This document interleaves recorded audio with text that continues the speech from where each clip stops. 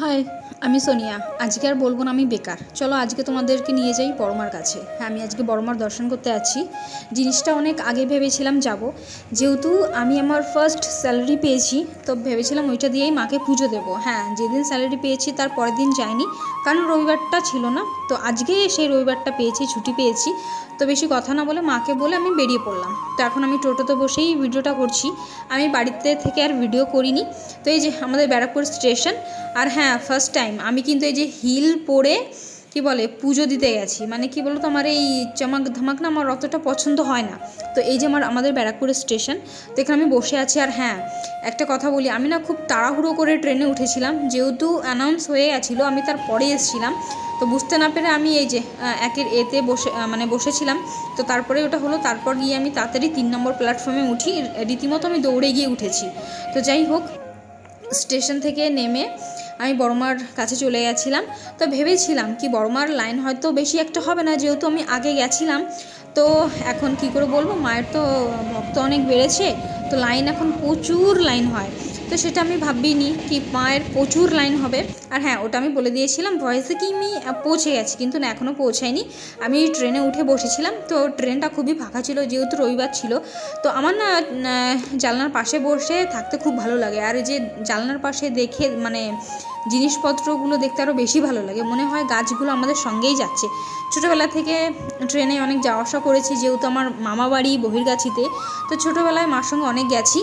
তো এখন সেটাই বসে বসে ভাবছি কতই না বড় হয়ে গেছে। ছোটোবেলাতে না আগে ট্রেনে উঠেই জানলার কাছে এসে মানে দাঁড়াতাম।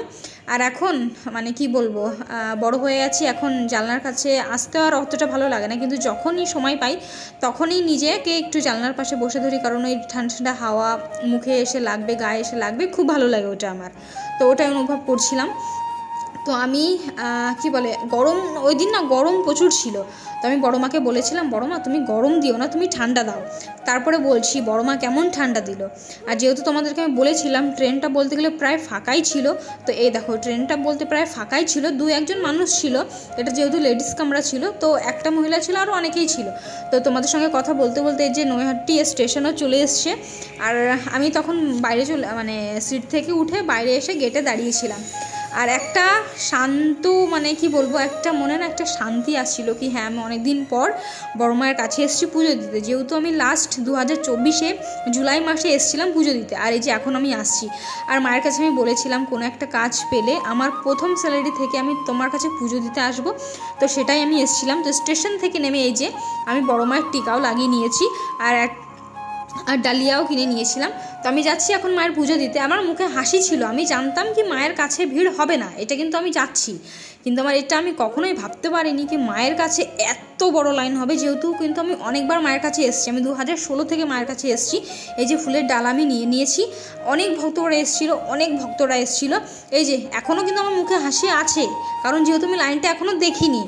তো এই যে শুরু হচ্ছে লাইন, হ্যাঁ এটা হচ্ছে বড় মায়ের মন্দির, এখান থেকে লাইনটা শুরু হচ্ছে। আমি ভেবেছিলাম কত দূরই বা যাবে, নদীর ঘাট অবধি যাবে, কিন্তু না, ভুল ভেবেছিলাম।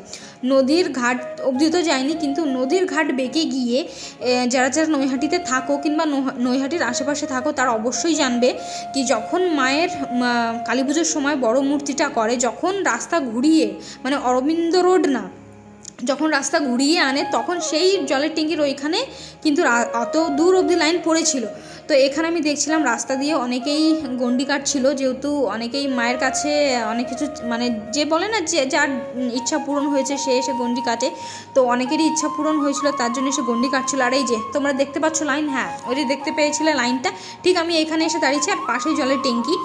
মানে 2 থেকে 2.5 ঘন্টারও বেশি লাইনে দাঁড়িয়েছিলাম, প্রচুর লাইন ছিল। আর এই যে ঝিরিঝিরি বৃষ্টি পড়ছিল, তো তারপর আমার এই যে বৃষ্টি পড়ছিল তোমরা দেখতেই পাচ্ছ, মানে অনেকেই না ছাতা নিয়ে গেছিলো না। আমি ভাবছিলাম প্রথমে ছাতা নিয়ে যাবো কিনা, তারপরে ভাবলাম কি না, যদি আবার বৃষ্টি হয় কিংবা রোদ হয়, এই যে ঝিরিঝিরি বৃষ্টি পড়ছে। তো আমার সঙ্গে কিছু কিছু লোকের পরিচয় হয়েছিল, তাদেরকে আমি চিনিও না জানিও না, খুব একটা ভালো বন্ধুত্ব হয়ে গেছিলো। তো তাদের ডালাও আমি ধরেছিলাম, যেহেতু তারা না ছাতা আনেনি, তো ওরা আমার ছাতাটা ধরেছিল, আর আমার ডালাটা মানে ওদের ডালা আমার কাছেও ছিল। তো এই নিয়ে আমরা বসে মানে দাঁড়িয়েছিলাম মায়ের অপেক্ষা অপেক্ষা করছি কি মায়ের দর্শন কবে পাবো। তো এই যে এখনও পাইনি, মানে প্রচুর লাইন টেনেছি, প্রচুর, মানে লাইফে ফার্স্ট টাইম আমি মায়ের পুজো দিতে গিয়ে এত লাইন টেনেছি। মানে আমি যদি এর পরেও আসতাম, আমি মায়ের কাছে পৌঁছে গেছিলাম 9টার আগে। তো 9টার আগে গিয়ে মায়ের কাছে এই অবস্থা। যদি আমি এর পরে যেতাম তাহলে তো আজকে মনে হয় বাড়ি আস্তে আস্তে আমার 4টে বেজে যেত। যাই হোক, একটু একটু করে মায়ের কাছে এগিয়ে যাচ্ছি, আর মনে অনেক আশাও বাড়ছে। হ্যাঁ, মা বৃষ্টি দিচ্ছিল, ঠিক আছে, মানে মনে হচ্ছিলো কি বৃষ্টিটা না হলেই ভালো হতো, কিন্তু না, পরে ভাবলাম যেহেতু এত পরিমাণে গরম হচ্ছে, মানে রোদ এত তাপ, ঠান্ডা আছে তাও ঠিক আছে, মানে ঠান্ডাটা ভিজেটা সহ্য করা যাবে, কিন্তু ওই ঠাঠা পোড়া রোদ ওটা সহ্য করা যাবে না। তো মা একদিক দিয়ে ভালোই করেছে। এই যে আমরা জাস্ট মেন রোডে উঠবো তার আগের গলিটাতে আমরা দাঁড়িয়েছিলাম। তো এখানেও সে একই, মানে লাইনে দাঁড়িয়েই আছি, কোনো কিছু মানে আশা দেখতে পাচ্ছি না, আর পা এত যন্ত্রণা করছিল। এই যে মাঝে মাঝে আমি নিজেরও একটু ক্লিপ নিচ্ছিলাম। তো এই যে হ্যাঁ, ফাইনালি মানে অরবিন্দ রোডের কি বলে উঠেছি। আমার না কথা একটু, মানে আমি যেহেতু ভয়েস নোট দিচ্ছি তো এই জন্য একটু এলোমেলো হয়ে আছে, প্লিজ একটু ম্যানেজ করে নিও। তো ফাইনালি অনেকক্ষণ পর মায়ের পোস্টার দেখতে পেলাম, যেহেতু মায়ের মন্দিরটা আর বেশি দেরি নেই, মানে বেশি দূরে নেই। তো এই যে কিছু কিছু ক্লিপস নিয়ে নিচ্ছিলাম, আর পাশে যারা ছিল তাদের সাথে আমার বন্ধুত্ব হয়ে গেছিলো, তো তারাই ছিল। তো এই যে দূরে ওই যে পোস্টারটা দেখতে পাচ্ছ, ওখানে মায়ের মন্দির। তো যাই হোক, মনে একটু শান্তি আসলো কি হ্যাঁ, আর লাইনে দাঁড়াতে হবে না, মায়ের মন্দিরের সামনে চলেই এসেছি। আর আমি শুধু ভিডিও করছিলাম কি কখন আসবে মায়ের কাছে, কখন যেতে পারবো, যেহেতু অনেকক্ষণ ধরে দাঁড়িয়ে আছি, পা রীতিমতো আমার ব্যথা করছিল, যেহেতু আমি হিলস পরে এসেছিলাম। তো আরও বেশি ব্যথা করছিলো, যেহেতু আমার না অভ্যেস নেই হিলস পরার, তো তার জন্য প্রচুর অসুবিধা হচ্ছিলো।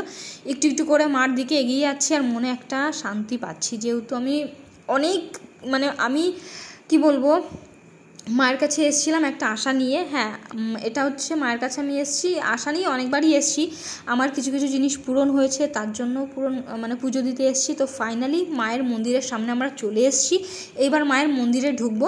তো সবার প্রথমে মায়ের মন্দিরে ঢোকার আগে সেইটাতে নমস্কার করে তারপর মায়ের মন্দিরে যে ঢুকলাম, মায়ের মন্দিরে ঢুকেই গেছি। মায়ের মন্দিরে ঢুকে কিন্তু পুজো দিতে বেশি একটা টাইম লাগেনি, যেহেতু লাইন তো প্রচুর ছিল। তো তারপর এই যে আমাদের আগে যারা লাইনে ছিল তাদের হবে, তারপর আমাদের হবে। মায়ের মন্দিরে না এখন, মানে আগে আমি যখন গেছিলাম তখন এরকম ছিল না, এই যে ঘুরিয়ে ঘুরিয়ে করে, এটা কিন্তু তখন ছিল না। তখন আমি কিন্তু 2016 সালের কথা বলছি, তখনের কথা বলছি, এরকম ছিল না। আর আগে তো মায়ের পুজো হতো ঘটে, এখন মায়ের মূর্তিটা এনেছে।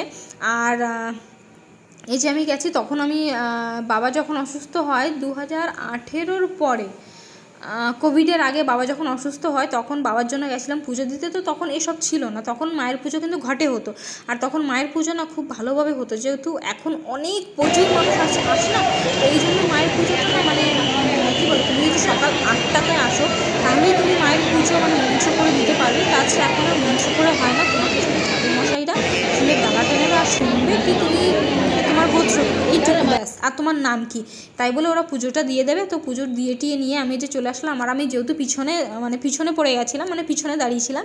তো এই যে মায়ের ভিডিওটা একটু নিলাম, যেটুকু পেরেছি তোমাদের সামনে তুলে ধরার চেষ্টা করেছি। আর তোমরা আমার ভিডিও থেকেই মানে দেখে নাও, মায়ের দর্শনটা করে নাও, তোমরা বলো কেমন লাগলো। আর হ্যাঁ, অবশ্যই তোমরা মায়ের দর্শন করতে আসো। একটা কথাই বলবো, যত সকাল পারবে তত সকালে আসবে, কিন্তু না হলে যদি তোমরা সকাল না আসো তাহলে ভেবে নিও কি তোমরা বাড়ি যেতে পারবে 4টে 4:30-র মধ্যে তোমরা বাড়ি যেতে পারবে, নাহলে কিন্তু কোনোভাবেই তোমরা যেতে পারবে না। তার কারণ বলছি, আর সকালে 8টায় মায়ের পুজো হয়, ওই পুজোটা যদি তোমরা ধরতে পারো মায়ের মন্ত্র পড়ে, তারপর কিন্তু ওটাতে মায়ের পুজো হয়। তারপরে কিন্তু তোমরা ঠাকুরমশাই এরকম ডালা নিয়ে তোমাদের মানে গোত্র আর নাম শুনেই পুজোটা দিয়ে দেবে, তাছাড়া তোমরা এমনি কোনো পুজো দিতে পারবে না, মানে এইটাই হচ্ছে পুজো দেওয়া। তো যাই হোক, আমার পুজো দেওয়া শেষ করে টোরে তারপর আমি কি বলে চলে এসেছিলাম। তো এসেই যে দাঁড়িয়েছিলাম স্টেশনের সামনে, তো এখানে নিজের একটু ভিডিও নিলাম। এই যে পুজো দেওয়ার পরের ভিডিওটা তোমাদেরকে দেখালাম, তো তারপর আমি আর ভিডিও করিনি। তো তারপরে যে আমাদের না ব্যারাকপুরে কি একটা যেন হচ্ছিল, সেটা তো আমি জানি না। তো যাই হোক, একটু তোমাদের সামনে তুলে ধরলাম। তো যদি কিছু ভালো লেগে থাকে তো প্লিজ আমার চ্যানেলটিকে লাইক কমেন্ট শেয়ার করে দিও, আর যারা আমার চ্যানেল নতুন এসেছে তারা প্লিজ সাবস্ক্রাইব করে আমার পাশে থেকো। তো